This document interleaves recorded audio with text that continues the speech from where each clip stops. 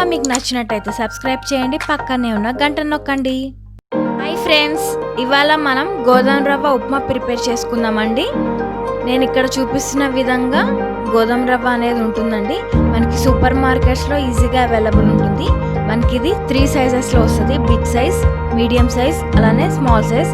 ఇవాళ మనం small size గోధుమ రవ్వతో ఉప్మా చేసుకుందాం. దానికి కావాల్సిన ఇంగ్రీడియంట్స్: ఉల్లిపాయలు నేను ఇక్కడ స్లైసెస్గా కట్ చేసుకున్నానండి పొడవుగా. గ్రీన్ చిల్లీస్ 4 తీసుకున్నాను. టొమాటో మీడియం సైజ్ చాప్ చేసుకున్నాను. గోధుమ రవ్వ 1 కప్పు, అలానే కరివేపాకు, పల్లీలు 2 టేబుల్ స్పూన్స్, శనగపప్పు 1 టీ స్పూన్, ఆవాలు 1/2 టీ స్పూన్, జీడిపప్పు 1 టేబుల్ స్పూన్, ఉప్పు రుచికి తగినంత. ఇప్పుడు మనం దీని ప్రాసెస్ చూద్దాం.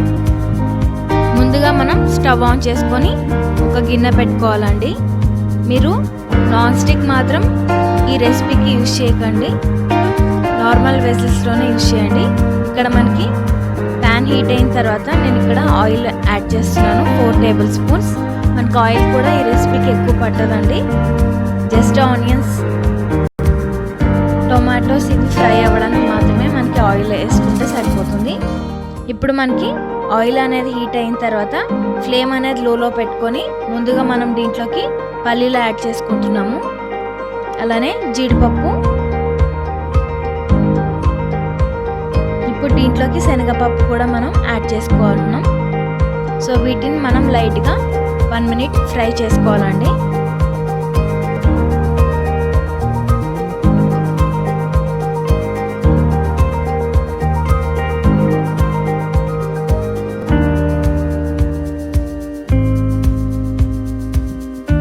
ఇప్పుడు దీంట్లోకి మనం ఆవాలు కూడా యాడ్ చేసుకుంటున్నాము.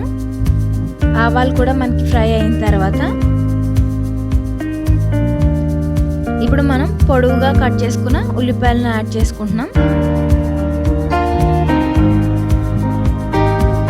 పచ్చిమిర్చిని కూడా ఇప్పుడే మనం యాడ్ చేసుకుంటున్నాం అండి. మీ టేస్ట్కి తగ్గట్టు మీరు యాడ్ చేసుకోవచ్చు గ్రీన్ చిల్లీస్.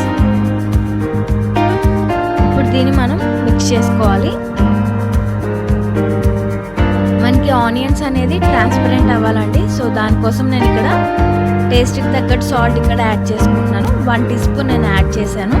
సో దీన్ని మనం ఆనియన్స్ ట్రాన్స్పరెంట్ అయ్యేంత వరకు దీన్ని ఫ్రై చేసుకున్న తర్వాత దీంట్లోకి చాప్ చేసుకున్న టొమాటో కూడా యాడ్ చేస్తున్నామండి.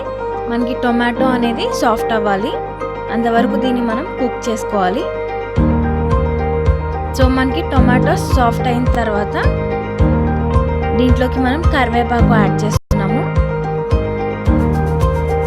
ఇప్పుడు దీన్ని మనం 1 సెకండ్ మనం ఫ్రై చేసుకున్న తర్వాత మనం 1 కప్పు రవ్వ తీసుకున్నామండి. దానికి మనం 3 కప్పుల నీళ్ళు యాడ్ చేసుకోవాలి. ఇప్పుడు మనం స్టవ్ని మీడియం ఫ్లేమ్లోకి పెట్టుకోవాలండి.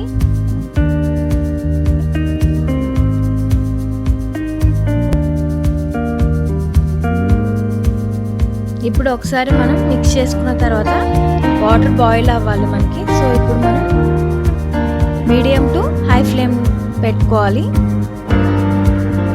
మనకి వాటర్ అనేది బాయిల్ అవ్వాలి. ఇక్కడ మనకి వాటర్ బాయిలింగ్కి వచ్చిందండి.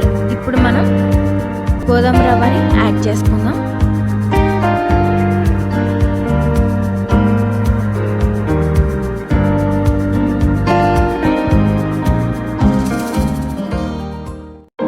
మనం గోధుమ రవ్వను యాడ్ చేసుకున్నాం కదండి. ఇప్పుడు దీన్ని మనం బాగా మిక్స్ చేసుకొని 5 మినిట్స్ మనం మీడియం ఫ్లేమ్లో కుక్ చేసుకోవాలండి. సో ఇలా మనం 5 మినిట్స్ బాగా కుక్ చేసుకోవాలి. ఇప్పుడు మనం లిడ్ క్లోజ్ చేసుకొని కుక్ చేసుకోవాలండి. సో మనకి బాగా ఇది కుక్ అయిన తర్వాత వాటర్ లెవెల్ అనేది తగ్గుతుందండి. సో ఇప్పుడు మనం ఒకసారి లిడ్ ఓపెన్ చేసుకొని ఒకసారి మిక్స్ చేసుకొని మళ్ళీ కుక్ చేసుకోవాలి. సో మనకి గోధుమ రవ్వ డయాబెటిక్ పేషెంట్స్కి అలానే వెయిట్ లాస్ అవ్వాలనుకున్న వాళ్ళకి చాలా హెల్తీ అండి. ఇప్పుడు మనకి వాటర్ అనేది డిక్రీజ్ అయింది కదా. ఇప్పుడు మనం లిడ్ క్లోజ్ చేసుకొని కుక్ చేసుకోవాలండి. ఈ స్టేజ్ నుంచి మనం ఫ్లేమ్ని లోలో పెట్టుకొని ఎవ్రీ 1 మినిట్కి మనం ఒకసారి లిడ్ ఓపెన్ చేస్తూ దీన్ని మనం మిక్స్ చేసుకుంటూ కుక్ చేసుకోవాలండి, లేదంటే అడుగు అంటుతుంది. మనం హై ఫ్లేమ్లో మాత్రం అస్సలు పెట్టద్దండి. వాటర్ ఎప్పుడైతే డిక్రీజ్ అవుతుందో అప్పటి నుంచి మనం లో ఫ్లేమ్లోనే మిక్స్ చేసుకుంటూ దీన్ని కుక్ చేసుకోవాల్సి ఉంటుంది. సో గోధుమ రవ్వతో మనం స్వీట్ రెసిపీస్ అలానే ఇంకా హెల్తీయెస్ట్ వర్షన్లో మనం చాలా రెసిపీస్ ఉన్నాయండి. నేను అన్ని ఫర్దర్ వచ్చే వీడియోస్లో మీతో షేర్ చేసుకుంటాను. సో ఇప్పుడు మనకి ఉప్మా అనేది రెడీ అవుతుందండి. సో ఇప్పుడు ఫైనల్గా మనకి తడి అనేది ఏమి ఉండదు ఉప్మాలో. సో ఇప్పుడు మనం ఈ స్టేజ్లో స్టవ్ ఆఫ్ చేసుకొని మూత పెట్టేసుకొని 5 మినిట్స్ రెస్ట్ ఇవ్వాలి. ఇప్పుడు మనం ఒక సర్వింగ్ ప్లేట్లోకి సర్వ్ చేసుకుంటున్నాం.